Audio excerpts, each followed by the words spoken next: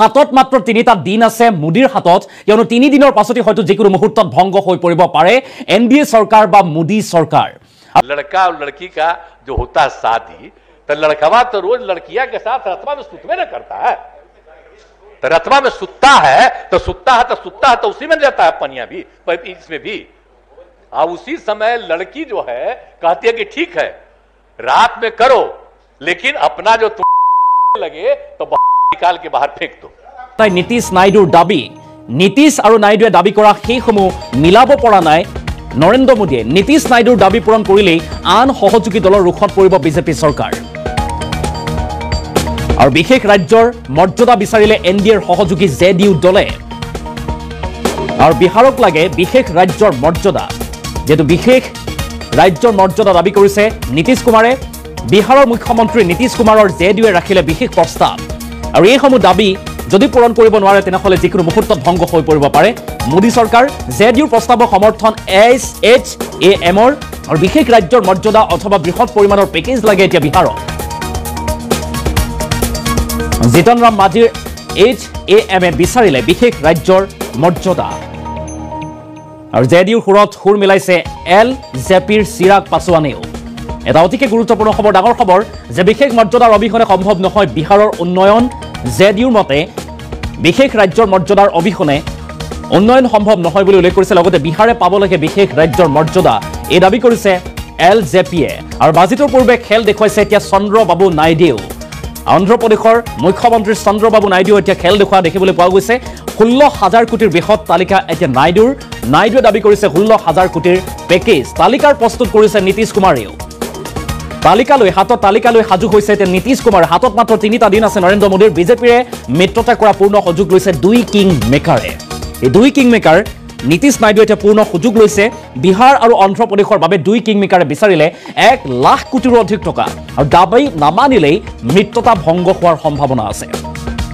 যদি মানি নলয় দাবী তেনেহলে ভংগ হ'ব পাৰে চৰকাৰ দুই কিং মেকাৰৰ ইটোৰ পাছত আনটো নতুন দাবী আহি পৰা পৰিলক্ষিত হৈছে আৰু এই নতুন দাবীৰে এতিয়া চিন্তা বহাইছে বিজেপি চৰকাৰ বা এনডিএ বিহাৰত 19টাকৈ নতুন বিমানবন্দৰ নিৰ্মাণ কৰিব নীতিশ কুমাৰে অন্ধ্ৰপ্ৰদেশত শোধনাগাৰ আৰু পেট্ৰকেমিকেল হাব নিৰ্মাণ কৰিব চন্দ্ৰবাবু নাইডুৱে আৰু 20,000 কোটিৰ থাৰ্মেল পাৰা প্লান্ট লাগে নীতিশ কুমাৰক 20,000 কোটিৰ 23 জুলাই বাজেট দাখিল কৰিব বিত্তমন্ত্ৰী নিৰ্মলা সীতাৰমণে আৰু সেই বাজেটতেই এতিয়া কি হ'ব নিৰ্ভয় হ'ব এনডিএ চৰকাৰ মোদীৰ হাতত মাত্ৰ 3টা দিন 23 জুলাইত যেহেতু বাজেট দাখিল কৰা হ'ব বিত্তমন্ত্ৰী নিৰ্মলা সীতাৰমণে দাখিল কৰিব কেন্দ্ৰীয় বাজেট মোদীৰ তৃতীয় কাৰ্যকালৰ প্ৰথমখন বাজেট দাখিল কৰিবলৈ গৈ আছে আৰু এই বাজেটতে হয়তো আউল লাগিব পাৰে দুই কিং মেকাৰ্স নীতিশ কুমাৰ আৰু চন্দ্ৰবাবু নাইডুৱে যি দাবী কৰি আহিছে আৰু এই দাবী যদি এই বাজেটত পূৰণ নহয় যদি অসন্তুষ্টি হয় এই দুই কিং মেকাৰ তেনেহলে যিকোনো মুহূৰ্তত ভংগ হৈ পৰিব পাৰে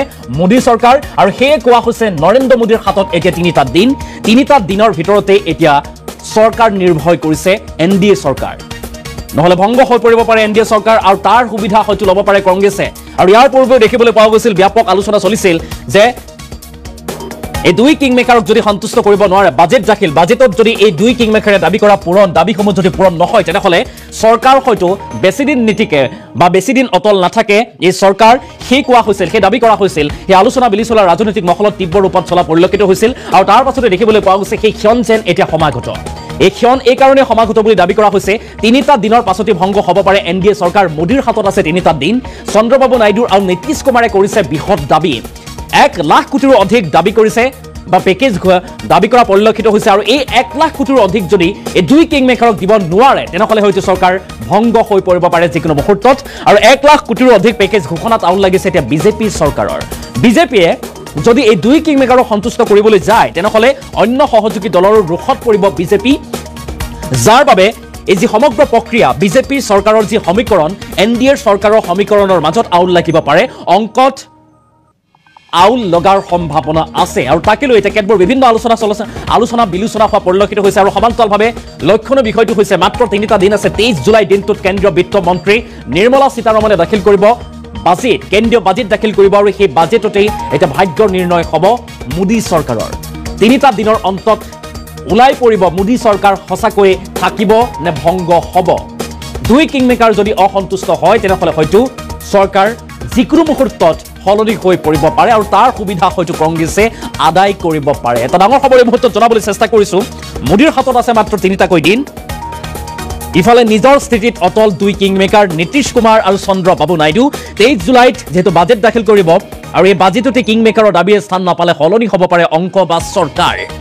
1 লাখ কোটিৰ অধিক পেকেজ ঘোষণাত আউল লাগিছে এতিয়া বিজেপিৰ অংকত আৰু মোদীয়ে মিলাব পৰা নাই নীতিশ নাইডুৰ এই বিশেষ দাবী।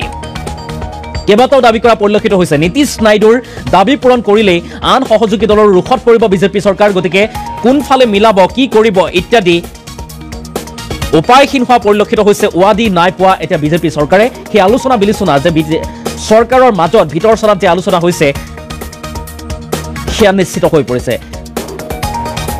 আৰু বিশেষ ৰাজ্যৰ মৰ্যাদা বিচাৰিছে NDAৰ সহযোগী JDU দলে, অৰ্থাৎ জনতা দল ইউনাইটে। নীতিশ কুমাৰৰ দলে বিহাৰক বিশেষ ৰাজ্যৰ মৰ্যাদা দাবী কৰা পৰিলক্ষিত হৈছে। JDUৱে ৰাখিছে এই বিশেষ প্ৰস্তাৱ আৰু JDUৰ প্ৰস্তাৱক সমৰ্থন কৰিছে HAM আৰু LJPয়ে। আৰু বিশেষ ৰাজ্যৰ মৰ্যাদা অথবা বৃহৎ পৰিমাণৰ পেকেজ লাগে এতিয়া বিহাৰক। জিতন ৰাম মাঝিৰ HAMে বিচাৰিছে বিশেষ ৰাজ্যৰ মৰ্যাদা বিহাৰক।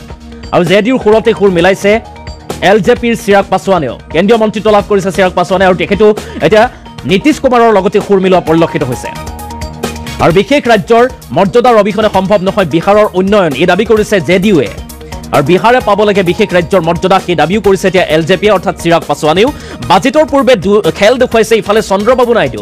আনগৰাকী কিংমেকাৰ চন্দ্ৰবাবু নাইডু অন্ধ্ৰপ্ৰদেশৰ মুখ্যমন্ত্ৰীগৰাকীও এতিয়া নতুন ৰূপত খেল দেখুওৱা পৰিলক্ষিত হৈছে। আৰু মূৰৰ কামোৰণি যেন চিন্তা হৈছে এই দুগৰাকীৰ বাবে এতিয়া বিজেপিৰ কেন্দ্ৰীয় চৰকাৰৰ সেয়া নিশ্চিত। কিয়নো চন্দ্ৰবাবু নাইডু আছে বিশেষ দাবী, সেয়া হৈছে 60,000 কোটি টকাৰ বৃহৎ তালিকা নাইডুৰ হাতত। আৰু তালিকা প্ৰস্তুত কৰিছে ইফালে নীতিশ কুমাৰেও। বিজেপিৰে মিত্ৰতা কৰা পূৰ্ণ সুযোগ লৈছে এই দুই কিং মেকাৰে। কোটি কোটি টকাৰ 1 লাখ কোটিৰো অধিক টকাৰ দাবী কৰা পৰিলক্ষিত হৈছে। পেকেজ ঘোষণা কৰিবৰ বাবে আহ্বান জনাইছে বা দাবী কৰি আহিছে। আৰু দাবী নামানিলে মিত্ৰতা ভংগ কৰাৰ সম্ভাৱনা। দুই কিং মেকাৰৰ ইটোৰ পাছত আনটো নতুন নতুন দাবী ওলাই আহিছে। আৰু বিহাৰত 9টাকৈ নতুন বিমান বন্দৰ নিৰ্মাণ কৰিব নীতিশ কুমাৰে। অন্ধ্ৰপ্ৰদেশত শোধনাগাৰ আৰু পেট্ৰকেমিকেল হাব নিৰ্মাণ কৰিব নাইডুৱে। আৰু ইফালে 20,000 কোটিৰে থাৰ্মেল পাৰা প্লাণ্ট লাগে নীতিশ কুমাৰক। আৰু 23 জুলাইত বাজেট দাখিল কৰিব বিত্তমন্ত্ৰী নিৰ্মলা সীতাৰমণে। আৰু নিৰ্মলা সীতাৰমণে বাজেট দাখিল কৰাৰ পাকক্ষণত এনেদৰে এতিয়া আলোচনা চলিছে এই চৰকাৰ আচলতে কিমান দিন স্থায়ী হ'ব। 3টা দিন আছে।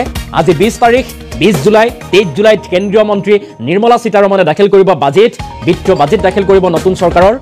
আৰু প্ৰথমখন বাজেটত এতিয়া এই দুই কিং মেকাৰ কেনেদৰে সন্তুষ্ট হ'ব সেয়া হ'ব লক্ষণীয়। যদিহে এই দুই কিং মেকাৰ সন্তুষ্ট নহয় তেনেহ'লে তেখেতসকলে হয়তো পুনৰবাৰ পাভলুটি মাৰিব পাৰে। পাভলুটি মৰাৰ ইতিহাস আছে নীতিশ কুমাৰৰ।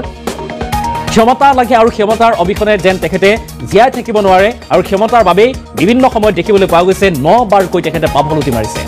আৰু এই পাভলুটিৰ বাবেই তেখেতে নাম চৰ্চাত আৰু ক্ষমতাৰ বাবেই তেখেতে পাভলুটি মাৰে। আৰু এতিয়া যদি ক্ষমতা লাভ নকৰে, যিসমূহ দাবী কৰিছে সেই দাবী যদি তেখেতে লাভ নকৰে, তেনেহ'লে চৰকাৰ সলনি হৈ পৰিব পাৰে নিমিষতে। আৰু সেয়ে কোৱা হৈছে মাত্ৰ 3টা দিন। আজি 20 জুলাই, 23 জুলাইত বাজেট দাখিল কৰিব আৰু এই বাজেটতে নিৰ্ধাৰণ কৰিব এতিয়া মোদী চৰকাৰ। বাজেটতেই এতিয়া নিৰ্ধাৰিত হৈ পৰিছে মোদী চৰকাৰ। আৰু বাজেটতে যদি সম্ভৱ হৈ নুঠে তেনেহ'লে এই দাবী যদি পূৰণ নহয় এই দুই কিং মেকাৰৰ, তেনেহ'লে চৰকাৰ হয়তো ভংগ হ'ব পাৰে। এই আলোচনা এতিয়া সৰ্বত্ৰে উত্থাপন হোৱা পৰিলক্ষিত হৈছে। চলিছে আলোচনা বিলোচনা। আৰু মোদীৰ হাতত মাত্ৰ 3টাকৈ দিন আৰু মোদীৰ 3.0 সপোনত আউল লগাব পাৰে এই দুই কিং মেকাৰ নীতিশ কুমাৰ আৰু চন্দ্ৰবাবু নাইডুৱে। আৰু 23 জুলাই বাজেটত দুই নেতাৰ দাবীৰে স্থান নাপালে ভাগিব পাৰে NDA চৰকাৰ। NDA চৰকাৰ ভাগি চুৰমাৰ হৈ পৰিব পাৰে। মাত্ৰ 3টা দিন। এই 3টা দিনৰ ভিতৰতে নিৰ্ধাৰণ হ'ব মোদী চৰকাৰ কিমান দিন চলিব।